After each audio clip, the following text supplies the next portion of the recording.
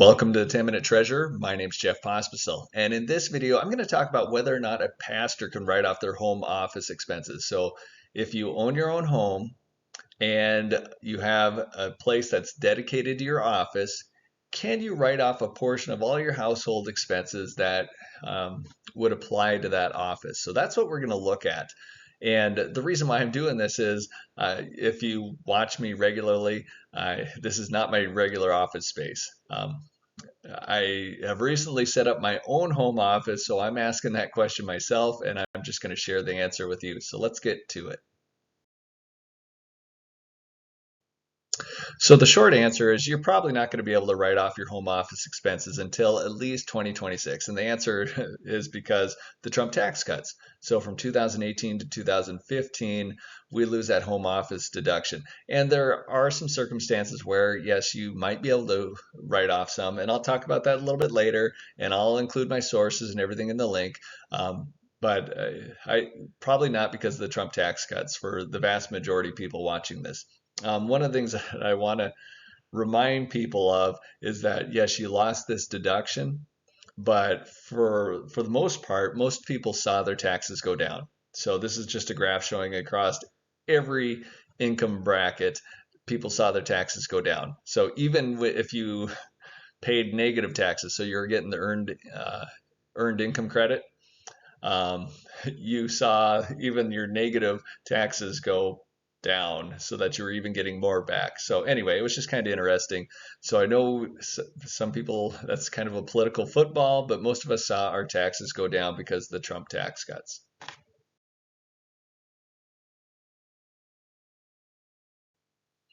Let's go ahead and look at the criteria because there will be a small percentage of people that do qualify for this home office deduction.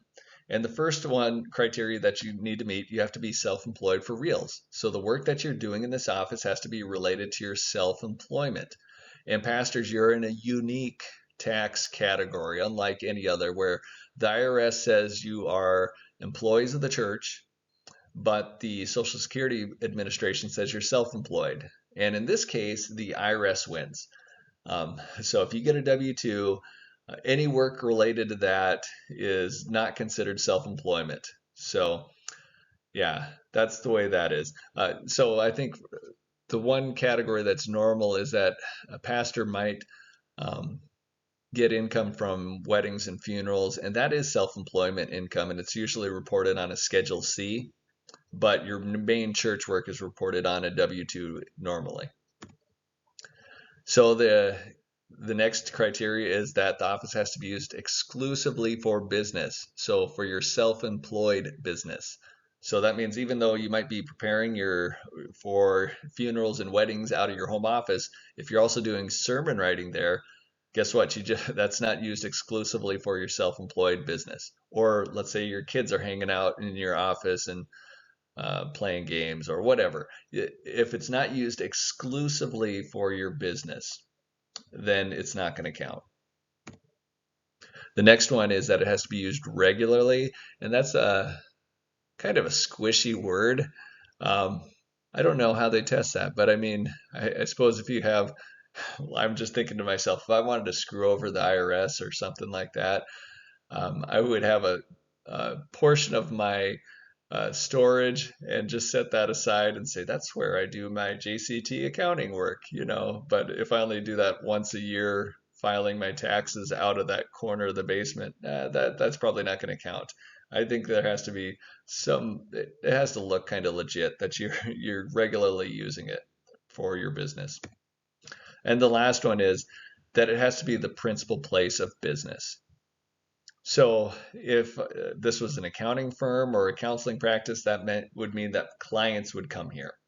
If you were running a lawn mowing service, that doesn't mean you have to mow lawns from your office, but you should do your administrative work there. So you might go out and during the day do all work for clients, but you would come back into your office and take care of the administrative stuff here. So like I say, for the most part, um, this isn't going to fit for most pastors. I've known some retired pastors though that has set up their office and they use it exclusively for writing and that kind of thing, and maybe sermon prep, and they're not W-2 employees. So maybe that would work for them, but it's a very difficult test to actually meet. So if you meet all those criteria, what can you deduct? So a lot of you probably didn't meet that criteria, but maybe you're thinking of a career change, and maybe you're thinking, maybe if I go into, I don't know, consulting or coaching or counseling or some other C word, and you want to set up a legitimate home office, what could you deduct? What expenses should you be watching for and trying to track? So there's going to be direct and indirect expenses, and this is direct or indirectly related to your office, not just the business. So the business, you're going to have different expenses like advertising and supplies and whatever else.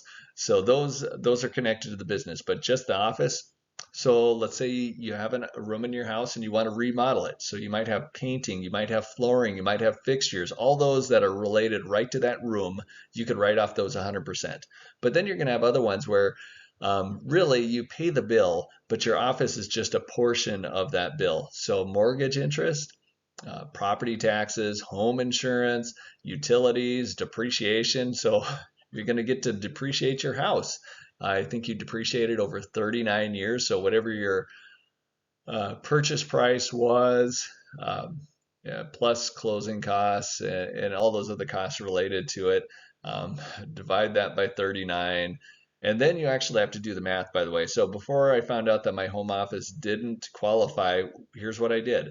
I calculated the entire square footage of my house, all the living space, all the space in my house. So all the space in my house, can't remember exactly what it was, but it was right around 3,000 square feet, maybe a little bit over 3,000 square feet.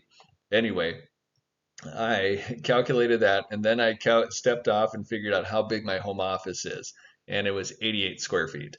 So it was literally, what was it, 3.3% of my house, is if I remember right. I have the number written down somewhere, but it was 3.3%. So 3.3% of my utilities I could write off as my home office. 3.3% of my mortgage interest I could write off as my home office. Anyway, you get the picture.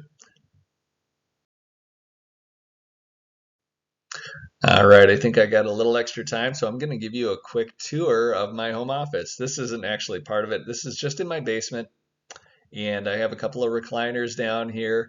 Um, yeah, my wife found these for pretty cheap, so I come down here and actually do devotions in the morning, and we have that wood stove there, so it's a really comfortable place. I really enjoy that.